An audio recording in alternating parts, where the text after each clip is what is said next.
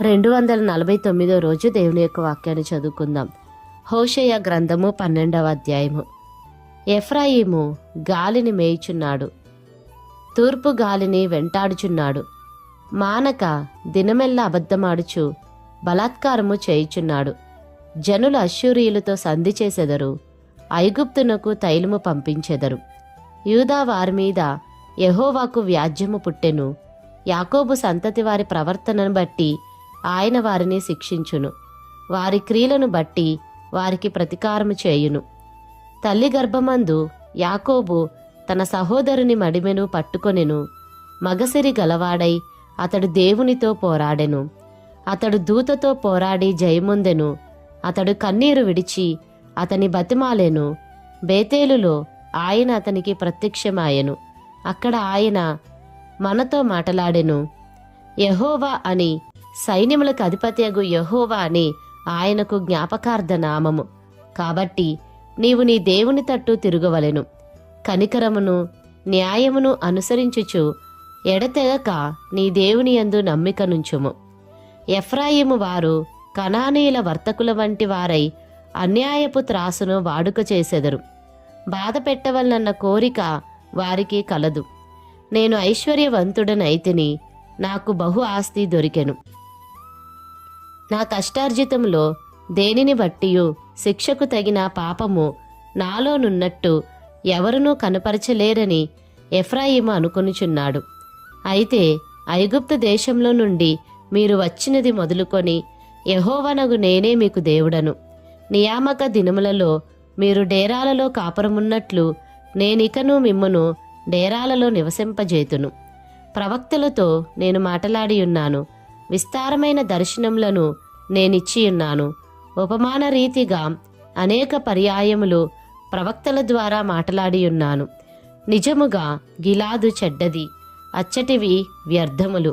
గిల్గాలులో జనులు ఎడ్లను బలులుగా అర్పింతురు. వారి బలిపీఠములు దున్నిన చేని గనిమల మీదనున్న రాళ్ల కుప్పల వలె ఉన్నవి.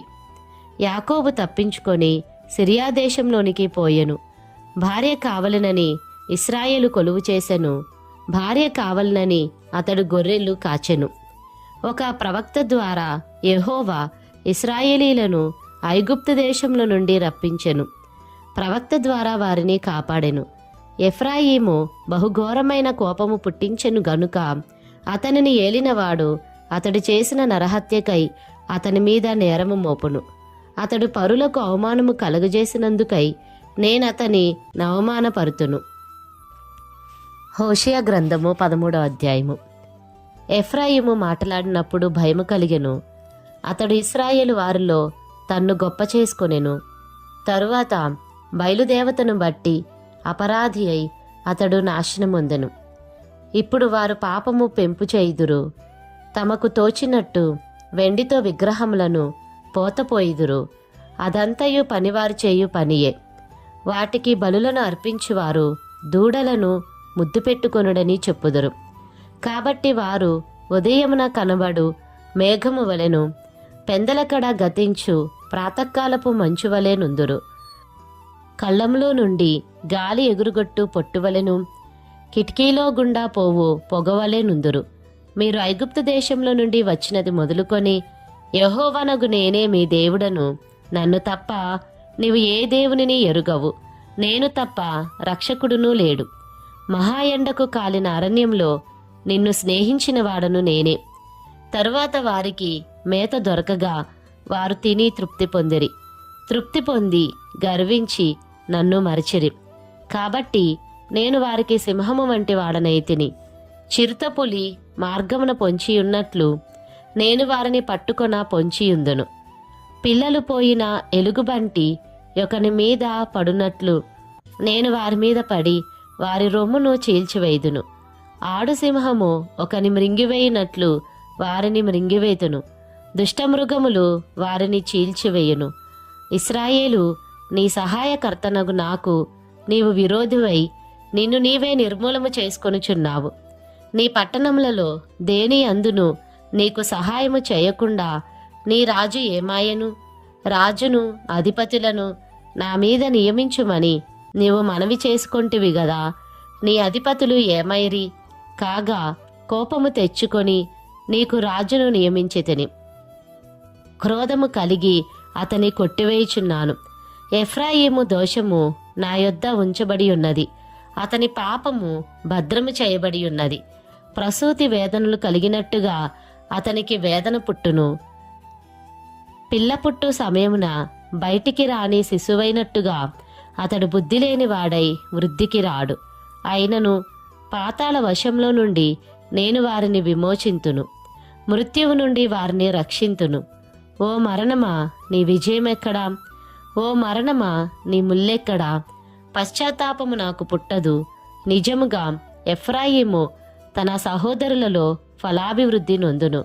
అయితే తూర్పు గాలి వచ్చును, యెహోవా పుట్టించు గాలి అరణ్యంలో నుండి లేచును. అది రాగా అతని నీటి బుగ్గలు ఎండిపోవును, అతని ఊటలు ఇంకిపోవును.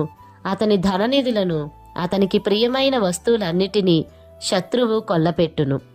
షోమ్రోను తన దేవుని మీద తిరుగుబాటు చేసెను గనుక అది శిక్ష నొందును. జనులు కత్తిపాలగుదురు, వారి పిల్లలు రాళ్లకు వేసి కొట్టబడుదురు, గర్భిణీ స్త్రీల కడుపులు చీల్చబడును. హోషేయ గ్రంథము 14వ అధ్యాయము. ఇశ్రాయేలు, నీ పాపము చేత నీవు కూలితివి గనుక నీ దేవుడైన యెహోవా తట్టుకు తిరుగుము. మాటలు సిద్ధపరుచుకొని యెహోవా యొద్దకు తిరుగుడి. మీరు ఆయనతో చెప్పవలసినదేమనగా, మా పాపములన్నిటినీ పరిహరింపుము. ఎడ్లకు బదులుగా నీకు మా పెదవులను అర్పించుచున్నాము. నీవు అంగీకరింపదగినవి అవే మాకున్నవి. అశ్షూరీయుల చేత రక్షణ నొందగోరము.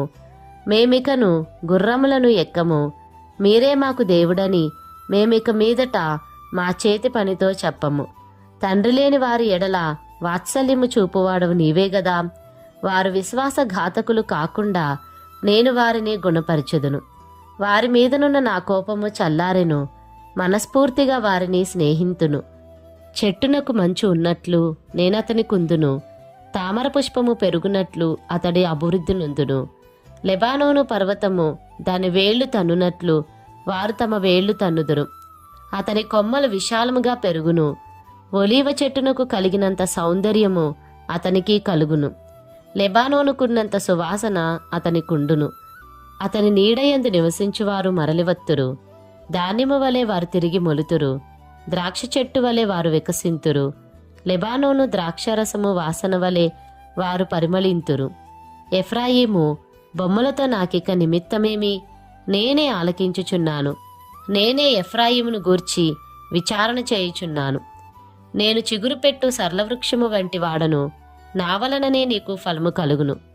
జ్ఞానులు ఈ సంగతులు వివేచింతురు, బుద్ధిమంతులు వాటిని గ్రహింతురు. ఏలైనగా యెహోవా మార్గములు చక్కనివి, నీతిమంతులు దానిని అనుసరించి నడుచుకొందురు గాని తిరుగుబాటు చేయు వారి దారికి అది అడ్డము గనుక వారు తొట్రిల్లుదురు.